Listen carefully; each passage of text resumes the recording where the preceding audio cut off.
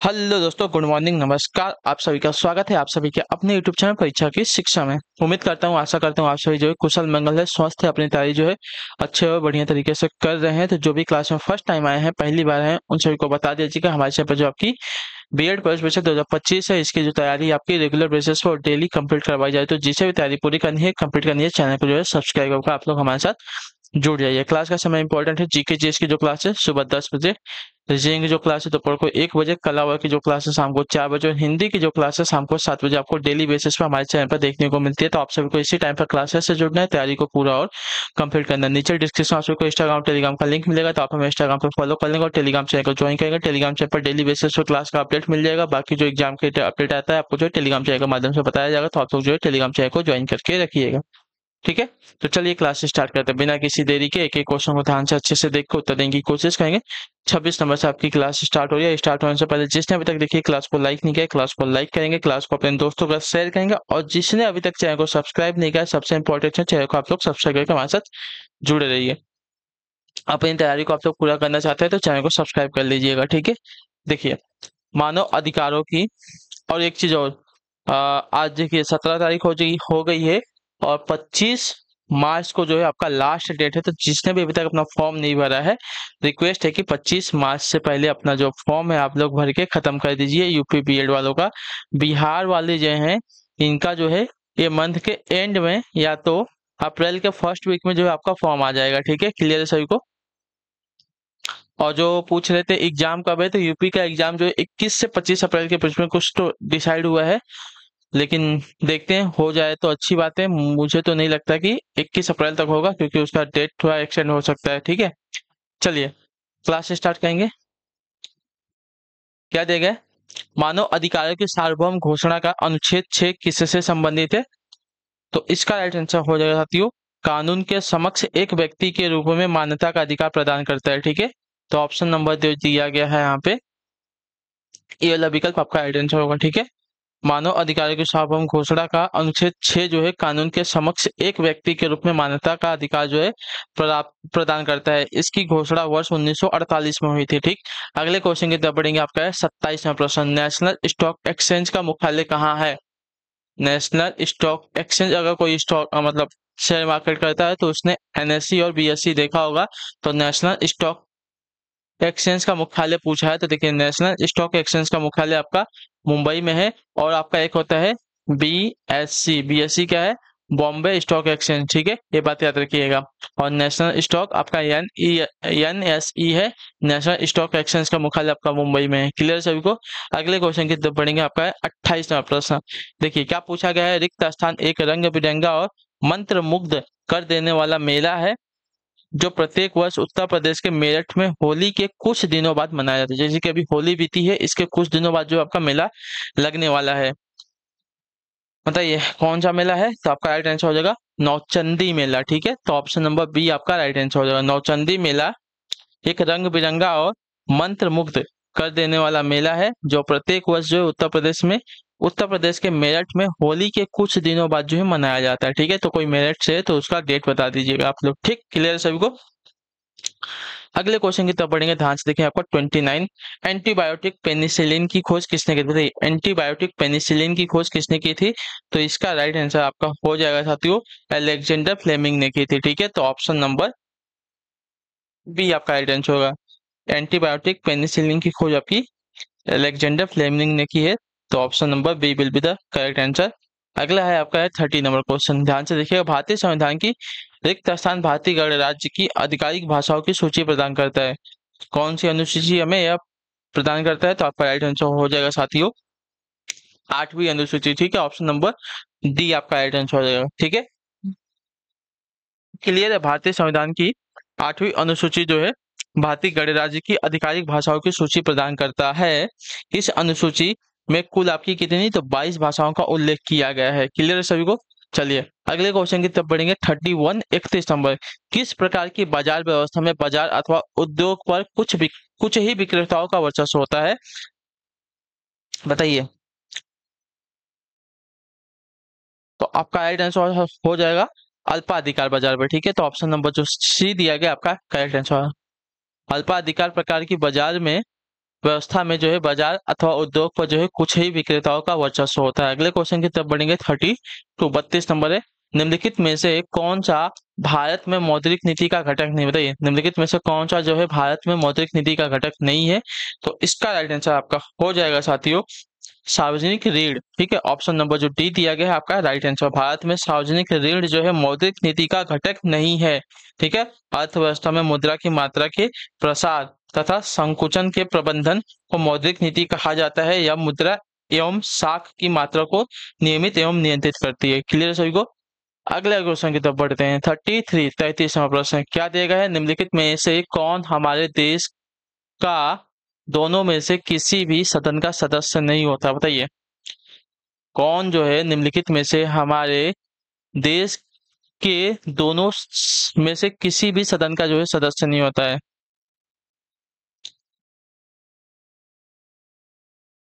तो आपका right answer हो जाएगा साथियों राष्ट्रपति। ठीक है, ऑप्शन नंबर जो सी दिया गया आपका राइट आंसर। राष्ट्रपति जो है हमारे देश के किसी भी सदन यानी कि राज्यसभा या लोकसभा किसी का भी जो है सदस्य नहीं होता है। ठीक है, क्लियर सभी को इसके बारे में। देखिए संसद का निर्माण हमारा राष्ट्रपति, राज्यसभा और लोकसभा से तीनों से मिलकर होता है। क्लियर सभी को इसके बारे में।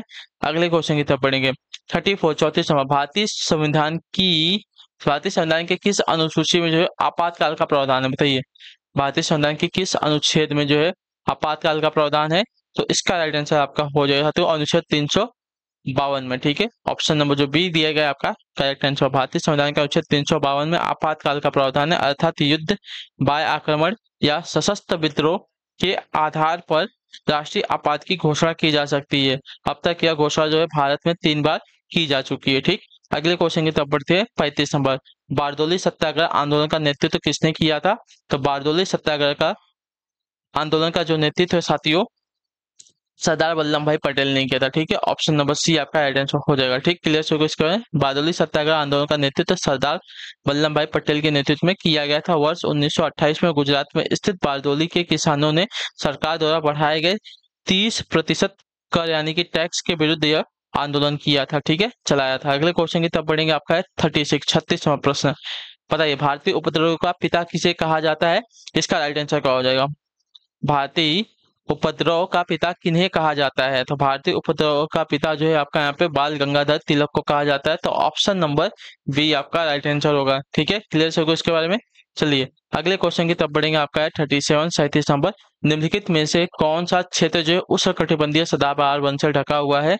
तो देखिए इसका राइट आंसर आपका हो जाएगा साथियों पश्चिमी घाट। ऑप्शन नंबर डी आपका राइट आंसर होगा। ठीक है, पश्चिमी घाट जो है उष्णकटिबंधीय सदाबहार वन से ढका हुआ है।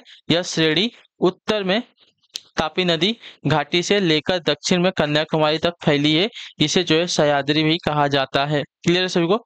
चलिए नेक्स्ट है आपका 38वां प्रश्न, पृथ्वी तथा बाह्य अंतरिक्ष के बीच अंतिम रेखा रिक्त स्थान कहलाती है। क्या कहलाती है। तो आपकी साथियों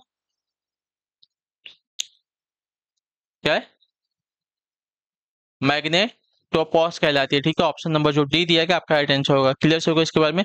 पृथ्वी तथा बाह्य अंतरिक्ष के बीच अंतिम रेखा जो है आपकी मैग्नेटोपॉज कहलाती है। क्लियर सभी को इसके बारे में। यह एक आपकी चुंबकीय मंडल सीमा है। मैग्नेटोपॉज का स्थगन जो है गतिशील ग्रहों के चुंबकीय क्षेत्र के दबाव और सौर हवा के गतिशील दबाव के बीच संतुलन द्वारा निर्धारित किया जाता है। क्लियर है। चलिए अगले क्वेश्चन की तरफ बढ़ेंगे। 39 नंबर, थाइमस ग्रंथि द्वारा निर्मित हार्मोन का क्या नाम है। बताइए थाइमस ग्रंथि द्वारा निर्मित जो हार्मोन है उसका क्या नाम है। तो उसका नाम आपका हो जाएगा साथियों थाइमोसिन। ठीक है, ऑप्शन नंबर जो डी दिया गया आपका राइट आंसर होगा। क्लियर है। चलिए अगले क्वेश्चन की तरफ बढ़ेंगे। आपका है 40वां प्रश्न, प्रकाश संश्लेषण।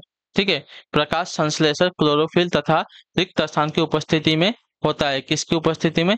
तो आपका राइट आंसर हो जाएगा सूर्य प्रकाश की उपस्थिति में। ठीक है, ऑप्शन नंबर डी आपका जो दिया गया है आपका राइट आंसर होगा। क्लियर से प्रकाश संश्लेषण जो है क्लोरोफिल तथा सूर्य के प्रकाश की उपस्थिति में होता है। इस प्रक्रिया द्वारा पौधे सूर्य के प्रकाश की मौजूदगी में अपने पत्तों एवं हरे भागों में उपस्थित क्लोरोफिल की सहायता से पानी और कार्बन डाइऑक्साइड को संश्लेषित करके भोजन को तैयार करते हैं। ठीक है, अगले क्वेश्चन की तरफ बढ़ेंगे। 41 41 में बताने की कोशिश करेंगे। राइट आंसर क्या होगा? कौन सा रक्त जो है समूह सार्वभौमिक स्वीकर्ता होता है? बताइए कौन सा रक्त समूह जो है सार्वभौमिक स्वीकर्ता होता है, मतलब कौन सा जो ब्लड ग्रुप है, कौन सा ब्लड ग्रुप का जो व्यक्ति है सभी से रक्त ले सकता है?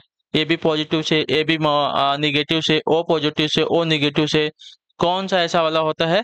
तो इसका राइट आंसर हो जाएगा साथियों ए बी प्लस वाला। ठीक है, ए बी पॉजिटिव वाला जो आपका होता है उसका होता है सार्वभौमिक स्वीकर्ता होता है, मतलब सभी का जो है रक्त स्वीकार कर सकता है। ठीक है, क्लियर से होगा इसके बारे में।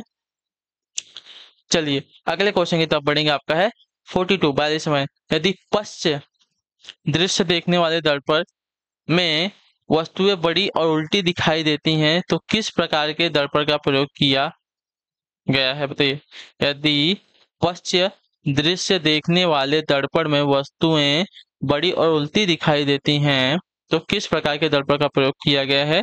तो आपका राइट आंसर हो जाएगा साथियों यहाँ पे अवतल दर्पण का। ठीक है, ऑप्शन नंबर ए आपका राइट आंसर होगा। ठीक है, अवतल दर्पण में पश्च दृश्य देखने पर दर्पण में वस्तुएं बड़ी और उल्टी दिखाई देती हैं। अवतल दर्पण द्वारा निर्मित प्रतिबिंब उल्टा एवं वास्तविक होगा। दंत चिकित्सकों द्वारा दांत का बड़ा प्रतिबिंब देखने के लिए तथा शेविंग मिरर के रूप में जो है अवतल दर्पण का प्रयोग किया जाता है। ठीक है, क्लियर है। चलिए अगले क्वेश्चन की तरफ बढ़ेंगे। 43 43 नंबर, साबुन का बुलबुला रिक्त स्थान के कारण गोलाकार प्राप्त कर लेता है, किसकी उपस्थिति के कारण? तो आपका राइट आंसर हो जाएगा साथियों पृष्ठ तनाव के कारण। ठीक है, ऑप्शन नंबर जो सी दिया गया आपका राइट आंसर। साबुन का बुलबुला जो है पृष्ठ तनाव के कारण गोलाकार प्राप्त कर लेता है। द्रव्य का पृष्ठ सदैव तनाव की स्थिति में रहता है तथा उसमें कम क्षेत्रफल या आकार प्राप्त करने की प्रवृत्ति होती है। द्रव्य के पृष्ठ का यही तनाव जो है पृष्ठ तनाव कहलाता है। क्लियर सभी को? चलिए अगले क्वेश्चन की तरफ बढ़ेंगे। 44 नंबर, सी ए डी का असंक्षिप्त नाम क्या है? बताइए सी ए डी का असंक्षिप्त नाम क्या है? तो सी ए डी का असंक्षिप्त नाम अगर देखा जाए तो कंप्यूटर एडेड डिजाइन होता है। ठीक है, कंप्यूटर एडेड डिजाइन जो है सी ए डी को कहते हैं। तो ऑप्शन नंबर बी आपका करेक्ट हो जाएगा। ठीक है, क्लियर सभी को?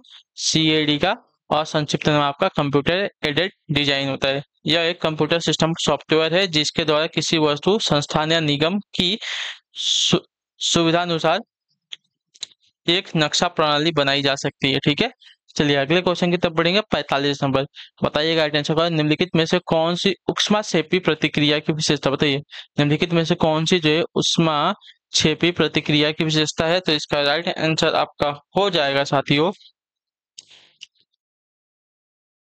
उष्मा का उत्सर्जन। ठीक है, ऑप्शन नंबर ए जो दिया गया आपका राइट आंसर हो जाएगा। ठीक है, उष्मा का उत्सर्जन जो है उष्माक्षेपी प्रतिक्रिया की विशेषता है। तो option number A will be the correct answer. Clear है। अगला आपका 46 46 नंबर, सोडियम क्लोराइड यानी कि नमक का रासायनिक सूत्र क्या होता है? तो नमक का रासायनिक सूत्र अगर देखा जाएगा साथियों तो आपका NaCl होता है। ठीक है, ऑप्शन नंबर बी आपका राइट आंसर हो जाएगा। ठीक है, क्लियर सभी को? सोडियम क्लोराइड का सूत्र यानी कि NaCl आपका होता है। तो आपका जो बी दिया गया है आपका राइट आंसर होगा। ठीक है, चलिए अगला क्वेश्चन आपके सामने दिया गया है। 47 है, भूमंडलीय तापमान यानी कि ग्लोबल वार्मिंग की घटना में सबसे अधिक योगदान किस गैस का होता है? तो आपका राइट आंसर यहाँ पे हो जाएगा साथियों कार्बन डाइऑक्साइड का। ठीक है, ऑप्शन नंबर जो डी दिया गया आपका राइट आंसर है। ठीक है, भूमंडलीय तापमान यानी कि ग्लोबल वार्मिंग की घटना में सबसे अधिक योगदान जो है कार्बन डाइऑक्साइड का है। ठीक है, पृथ्वी और वायुमंडल के तापमान में अप्रत्याशित वृद्धि को ग्लोबल वार्मिंग कहा जाता है, जिसका कारण जो है पर्यावरण में बढ़ती ग्रीन हाउस गैस होती हैं। ठीक है, जिसका कारण जो है पर्यावरण में बढ़ती आपकी ग्रीन हाउस गैसेस हैं। चलिए अगले क्वेश्चन की तरफ बढ़ेंगे। आपका है 48वां प्रश्न, ध्यान से देखिएगा। निम्नलिखित में से किसका आविष्कार जो है सर हम्फ्री डेविड ने किया था?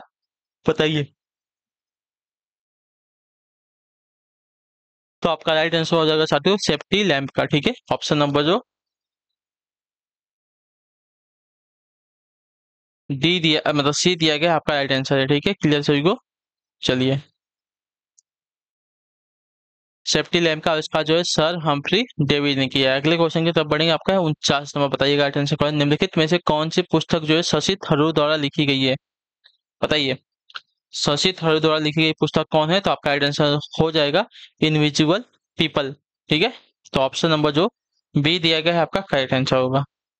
एक मिनट, शशि थरूर की पुस्तक का नाम पूछा है तो देखिए ये नहीं होगा। एन एरा ऑफ डार्कनेस, ठीक है, एन एरा ऑफ डार्कनेस जो है शशि थरूर के द्वारा लिखी गई पुस्तक है, तो ऑप्शन नंबर सी आपका करेक्ट होगा। ठीक है, क्लियर है सभी को। चलिए अगले क्वेश्चन की तरफ बढ़ेंगे। 50 नंबर है, आखिरी क्वेश्चन। भारत के किस पड़ोसी देश का नाम है ड्रैक्यूल? बताइए, भारत के किस पड़ोसी देश को जो है ड्रैक्यूल से भी जो है संबोधित किया जाता है? तो आपका करेक्ट आंसर हो जाता है भूटान को। ठीक है, ऑप्शन नंबर जो सी दिया गया है आपका करेक्ट आंसर हो जाता है। ठीक है, भूटान का दूसरा नाम है ड्रैक्यूल। ठीक है, चलिए तो इसी के साथ जो आपकी क्लास है साथियों आज की यहीं पे कंप्लीट हो गई। आई होप कि आपको क्लास साथियों अच्छी लगी है। अच्छी लगी क्लास को लाइक करिए, चैनल पहले तो चैनल को सब्सक्राइब कर दीजिएगा और हमें जो है कमेंट में अपनी राय क्लास के बारे में जरूर बता के जाइएगा आपको क्लास कैसी लगी। बाकी अगर आपका कोई डाउट है, कोई क्वेश्चन है, कोई क्वेरी है तो आप हमें कमेंट में पूछ लीजिएगा। क्लास को लाइक और चैनल को सब्सक्राइब करके ही जाइएगा। तो हम आपसे मिलेंगे आपकी अगली क्लास में, तब तक के लिए टाटा बाय बाय, जय हिंद जय भारत। आपसे क्लास से जुड़ने के लिए बहुत बहुत ही धन्यवाद साथियों।